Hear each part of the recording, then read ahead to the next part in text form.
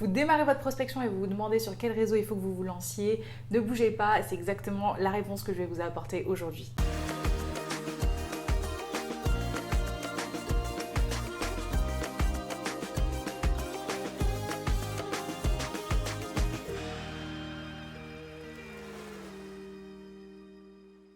Bonjour à tous, je suis Marie Di Maggio, experte en marketing digital et j'accompagne des femmes à changer de vie grâce au métier d'assistante virtuelle. Aujourd'hui, je vous propose de répondre à une question qui est régulièrement soulevée dans Formation Assistant Blogueur, notamment pendant les cerveaux collectifs, qui sont donc les temps de coaching commun que j'ai avec les membres du programme. Et cette question, elle intervient donc au moment de la phase de prospection. Et les filles, elles me demandent régulièrement, je ne sais pas sur quel réseau me lancer. Est-ce qu'il faut que j'aille plutôt sur Instagram ou est-ce qu'il faut que j'aille plutôt par exemple sur LinkedIn? Et à cette question, la réponse est très simple. Tout dépend de votre client idéal. Pour rappel, le client idéal, c'est le client avec lequel vous rêvez de pouvoir travailler. Donc c'est quelqu'un que vous connaissez sur le bout des doigts, c'est quelqu'un, une cible donc, que vous avez définie, notamment par des critères comme la nature de son activité, le dimensionnement de son entreprise, si c'est une femme, si c'est un homme, son âge, si elle a des enfants, si elle n'a pas d'enfants, bref, tous ces critères qui vont faire que vous allez finalement avoir un discours ciblé au moment où vous allez communiquer. Et donc, tant que vous n'avez pas défini ce client idéal, eh bien, vous ne saurez pas sur quel réseau il faut vous placer pour pouvoir communiquer. Donc la première étape, évidemment, c'est d'identifier votre cible. La deuxième étape, c'est de définir sur quel réseau cette personne-là communique. Est-ce qu'il est présent plutôt sur LinkedIn? Est-ce qu'il communique sur YouTube? Est-ce qu'il communique sur Instagram?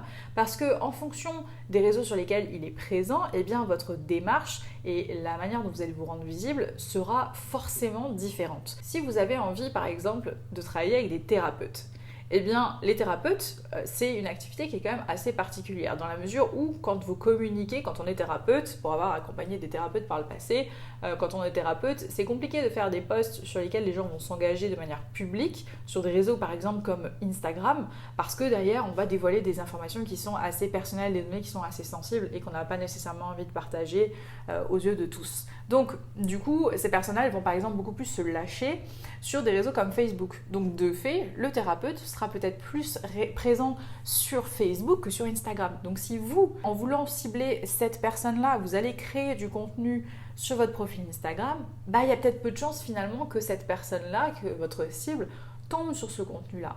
Donc ça, c'est vraiment le postulat de départ, c'est où est-ce que mon client idéal est présent. Si c'est sur LinkedIn, alors allez sur LinkedIn. Si c'est sur Facebook, allez sur Facebook. Si c'est sur Instagram, allez sur Instagram. Si par exemple vous avez un gros coup de cœur sur Instagram et que vous avez envie d'accompagner vos clients sur la gestion de leur compte Instagram, là clairement vous aurez plutôt intérêt à avoir vous-même votre propre compte Instagram à l'animer parce que c'est une véritable vitrine par rapport au service que vous avez envie de proposer. Donc vous voyez, tout ça, ce sont des détails qui sont hyper importants et qui font qu'il n'y a pas une réponse type en fait, parce que tout dépend de votre client idéal et tout dépend de ce que vous avez envie de faire, des services que vous avez envie de proposer. C'est pareil, si vous avez envie de bosser sur le compte Pinterest de vos clients, votre propre compte Pinterest, ça va être votre vitrine. Donc c'est là-dessus aussi qu'il va falloir maximiser tous les efforts. Ce qui est important de garder en tête, c'est que je vous conseille vivement de vous concentrer sur un seul réseau à la fois. Parce qu'un réseau, ça demande déjà énormément de travail. Ça va demander de la réflexion pour la création de contenu, donc de la planification. Ça va demander de créer du contenu. Alors selon la plateforme que vous allez choisir, ça peut être un visuel et un texte, ou pour d'autres uniquement un texte.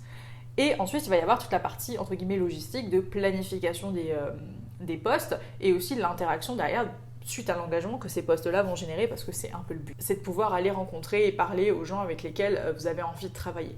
Donc tout ça, c'est des choses à garder en tête. Donc plus vous allez multiplier les réseaux et puis ça va vous demander du temps. Dernier point, allez sur des réseaux que vous aimez, d'accord? Ne vous forcez pas à aller sur un réseau parce que vous avez le sentiment que tous les autres y sont. Ça, c'est vraiment une fausse bonne raison de se lancer parce que dans la durée, vous n'allez pas tenir. Si le réseau sur lequel vous avez envie de vous lancer ne vous convient pas, si le fonctionnement du réseau, que ce soit en termes d'algorithme ou d'énergie générale sur ce réseau-là, ne vous plaît pas, vous courez droit à la catastrophe si vous pensez que en se lançant sur ce réseau-là, vous allez réussir à être régulier. Donc gardez ça en tête et en conclusion, le réseau sur lequel vous devez vous lancer, c'est le réseau sur lequel votre client idéal est actif.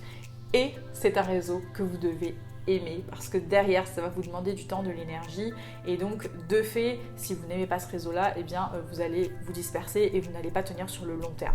Voilà, j'espère que cette vidéo vous aura été utile, n'hésitez pas à me poser vos questions en commentaire et on se retrouve très vite pour une prochaine.